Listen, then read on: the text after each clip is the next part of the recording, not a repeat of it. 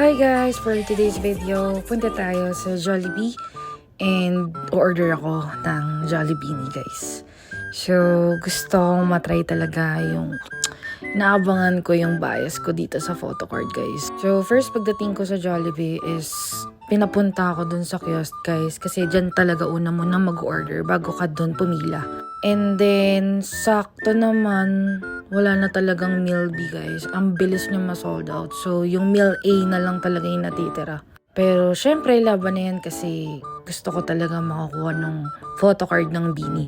So, by the way, ang bias ko nga pala ay si Colette or si Aya.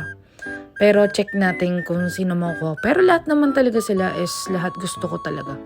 Kaya, wala naman siyang talo. And, pwede pa naman akong bumalik, diba? So, yan guys. Actually, hiningi pa nila yung full name mo dyan. Hindi ko rin alam kung bakit, pero nililista nila. So, ayan. Sobrang excited na akong buksan kung sino yung una akong makikita. So, ayan guys. Medyo mahirap lang buksan yung nakabalot dun sa photocard. Ayan na! Si Sheena guys. So, A ka muna. So, ayan. After nyan, tignan natin yung second photocard guys. Kung sino ba't ito?